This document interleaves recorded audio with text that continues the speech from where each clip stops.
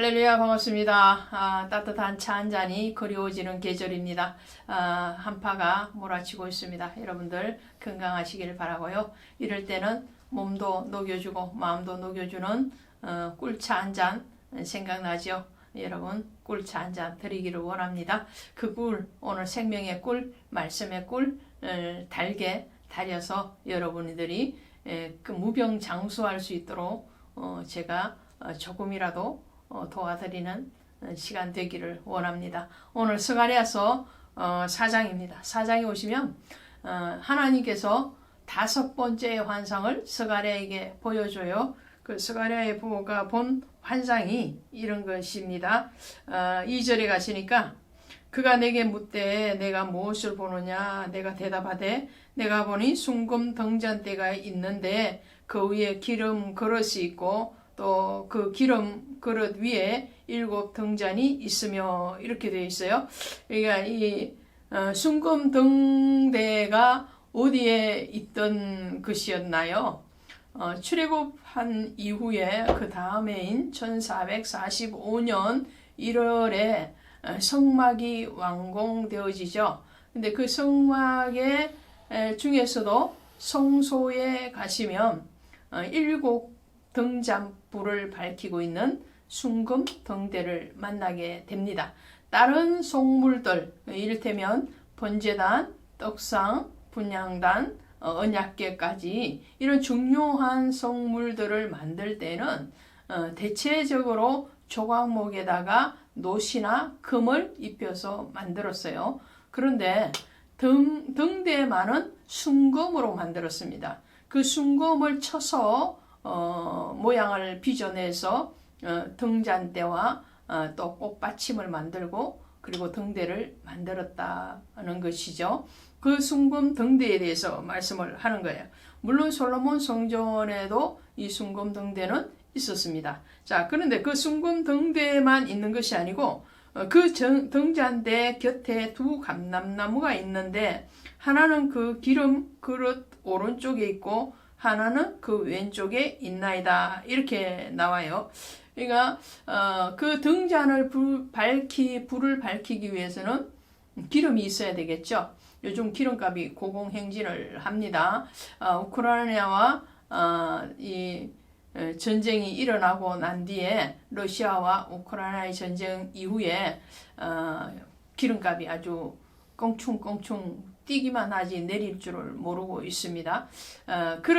이런 기름, 그렇죠. 자동차나 비행기가 또 공장의 기계가 돌아가기 위해서는 기름이 필요하듯이 이 금등대의 등잔불을 밝히기 위해서도 기름이 필요한데 그때의 기름은 감람유를 썼습니다. 감람유. 그래서 출애굽기에 가시면 성막 제작에 대해서 말씀을 할 때에 등잔의 기름인 감람유는 백성들이 가지고 오고 그리고 그 감람유를 등잔불에 잘 넣어서 불이 꺼지지 않게끔 등불 관리는 제사장이 하게 되어 있습니다. 업무 분담이라 할 수 있죠. 제사장은 감람유를 막 혼자서 가서 산에 가서 채취하고 막 그렇게 하는 것이 아니고 제사장은 성소 안에서 일을 해야 되기 때문에 백성들이 그 감람유를 가지고 오고 그리고 제사장은 그 등불이 꺼지지 않도록 밤낮으로 잘 관리해서 성전을 밝히는 것이 이 순금 등대에 있는 7개의 등잔 불을 통해서 성소에 불을 밝혔다라는 거죠. 그런데 오늘 이 스가랴 선지자가 본 이 순금 등잔대와 2 감람나무는 다른 거예요. 어떻게 다른가 하니까요. 백성이 가져오고 제사장이 그것을 잘 적절하게 기름을 부어서 관리하는 그런 체제가 아니고요. 여기서는 자동 주유라고 할 수 있겠죠. 자동 급유 뭐 이렇게 표현을 하자면 그렇게 되겠죠. 기름이 저절로 이렇게 나올 수 있게끔 공급원이 그 자체에 있는 거예요. 그런 상황이라는 거죠. 그 감람나무에서부터 기름이 공급이 되어지는데 감람나무에서 감람유가 나오게 되어 있단 말이죠. 그런데 오늘 여기서 그것이 무엇을 얘기하는 것인가, 무엇을 말씀하고 있는가에 대해서 말씀을 나누도록 하겠습니다. 6절에 가시니까 스룹바벨에게 하신 말씀이 이르니라. 이는 힘으로 되지 않으며 능으로 되지 아니하고 오직 나의 영으로 되니라. 이 감람유, 성경에서 기름은요 성령을 뜻하죠. 성령을 뜻하는데 스룹바벨에게 주님이 이 감람나무와 순금 등잔 때에 불이 밝혀지는 기름이 이렇게 자동으로 흘러가서 관을 통해서 그 기름이 부어지는 그런 장면을 스가랴에게 보여주면서 이는 힘으로 되지 않고 능력으로 되지 아니고 나의 영으로 되느니라. 그 영은 성령을 얘기하잖아요. 스룹바벨에게 영으로 되느니라. 그러면서 큰 평지, 큰 산아 내가 무엇이냐, 내가 스룹바벨 앞에서 평지가 되리라, 이렇게 말씀을 하거든요. 이 말씀은 스룹바벨 성전이 사람의 힘으로 사람의 능력으로 되어지는 것이 아니고 성령의 인도하신 가운데서 공급하시는 가운데서 성전이 완성되어질 것이다 라는 것을 말씀을 1차적으로 합니다. 이 성경에서 우리는 성막 시대를 알고 있어요. 그죠? 출애굽하고 난 뒤에 그 이듬해 완공했던 성막, 그리고 그 성막이 6개월의 제작 기간을 거쳐서 몇 년 동안 존속을 하느냐면 약 480년 동안 성막의 역할을 감당합니다.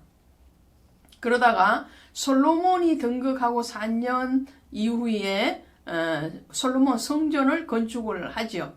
그래서 7년 만에 11년째에 완공을 했던 그 성전이 BC 960년에 완공해서 시드기야 왕 때인 586년에 파괴가 되어지기까지 약 373년 동안 솔로몬 성전이 성전으로서의 역할을 합니다. 그리고 세 번째 성전이 오늘 나오는 이 스룹바벨을 통해서 짓게 되는 스룹바벨 성전인데, 스룹바벨 성전은 성전 공사가 중단되었다가 다시 재개해서 완공이 516년에 완공이 돼요.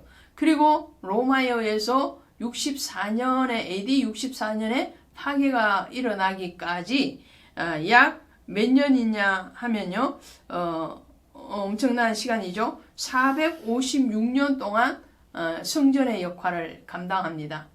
그리고 나오는 성전이 예수님 당시의 헤롯 성전인데, 헤롯 성전은 AD 20년에 건축을 시작을 해서 완성되기까지는 오랜 시간이 지나서 64년에 완공이 되어서 짧은 기간인 6년 정도 성전의 역할을 하다가 70년에 파괴가 일어나고 말거든요. 그러면 여기에서 성막을 포함해서 성전의 역할을 공식적으로 감당했던 것이 4개라고 할 수 있죠. 성막, 그리고 솔로몬 성전, 스룹바벨 성전, 그리고 헤롯 성전, 이렇게 되는 거죠. 근데 이 4개 중에서 성막, 모세에 의해서 만들어졌던 그 성막과 솔로몬 성전, 스룹바벨 성전은 하나님이 다 명령하시고 하나님이 재료까지 다 지정해 주신 거예요. 그리고 그것이 완성되었을 때 하나님의 영광이 충만했던 성전입니다. 헤롯 성전은 그렇지 않죠. 왜 그렇습니까? 헤롯 성전은 하나님이 명령하지도 않았고 하나님이 그것에서 영광 받으시지도 않았다는 거죠. 왜요? 사람의 생각으로 지어졌을 뿐만 아니라 헤롯 왕이 유대의 혈통의 왕이 아니기 때문에 이방인이었던 이두메의 자손이었기 때문에 그 성전은 유다 왕족의 성전 혹은 유대 왕으로 오실 예수 그리스도께서 받으시는 그런 영광스러운 성전은 아니었고, 또 가장 짧은 시간에 멸망하고 망하고 말았던 성전이 바로 헤롯 성전입니다. 그런데 오늘 스룹바벨을 왜 이렇게 말씀을 하실까? 자, 위에 이 등잔에 기름을 넣는 것도 성령을 얘기하는, 성령이 운행하신다는 말씀을 하시면서 스룹바벨 성전도 성령께서 지어가실 것이라고 말씀을 하시거든요. 왜 그러냐면요, 이 스룹바벨의 족보를 보면은 유다의 19대 왕인 요야긴 왕의 손자입니다. 시드기야 왕행 때에 유다가 멸망을 하고 공식적으로 유다 왕은 맥이 끊어져요.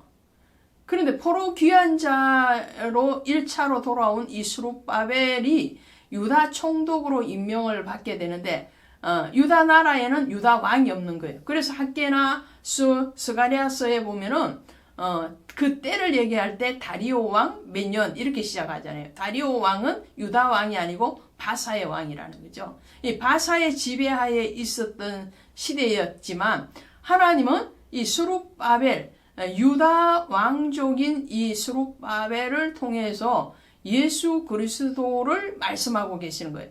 그것이 학개서 2장 23절에 가시면 스룹바벨에 대해서 내 종이라고 말씀하시죠. 그리고 내가 그에게 인을 치리라, 인장을 치리라 말씀을 하십니다. 그 왕권을 하나님이 주실 뿐만 아니라 하나님의 종, 순종의 종이었던 예수 그리스도의 모형으로 스룹바벨을 등장시키고 있습니다. 실제적으로 마태복음 1장 13절에 가시면 스룹바벨이 예수 그리스도의 족보에 들어가 있는 것을 보게 되죠. 자, 그래서 스룹바벨이 이 완성시키는 성전, 그것은 바로 예수 그리스도를 뜻할 뿐만 아니라 예수 그리스도를 통해서 영광 받으실 이는 하나님이신데 그 영광의 자리로 인도하고 성령이 그것을 움직여 가실 것이라. 이 성전이 완공을만 얘기하는 것이 아니고 참 성전된 예수 그리스도께서 오심에 대해서 스룹바벨에 대해서 성전에 대해서 말씀을 하는 거죠. 그러면서 이 스룹바벨을 통해서 성전이 완공되시리라 말씀을 하시면서 13절에서 이 감람나무는 나무 두 가지는 무슨 뜻이니까 라는 스가랴의 물음에 대해서 14절에서 이렇게 대답을 합니다. 이는 기름 부음 받은 자 둘이니 온 세상의 주 앞에 서 있는 자니라 하더라. 그래서 계시록 11장에도 가시면 두 감람나무 그리고 두 정인에 대해서 나오거든요. 그것이 누구냐 했을 때 대제사장이었던 여호수아와 그리고 스룹바벨이라는 거예요. 스룹바벨은 왕권을 가진 자로서 또 대제사장은 우리의 영원한 중보자이시고 대제사장이신 예수 그리스도로, 예수 그리스도의 사역이 되지, 예수 그리스도의 제사장적인 사역, 예수 그리스도의 왕권적인 사역에 대해서 말씀하는 것이 바로 두 감람나무요, 두 감람나무의 가지, 그것을 통해서 성전의 불을 밝힐 것이다 라는 거죠. 성전의 불이 사람의 어떤 헌신, 또 사람의 어떤 능력으로 성전이 세워지거나 그 성전의 불이 밝혀지는 것이 아니고 유다 땅의 빛으로 오실 예수 그리스도는 바로 성령 하나님이 그를 보내실 것이다 라는 것을 말씀을 하고 있습니다. 고맙습니다.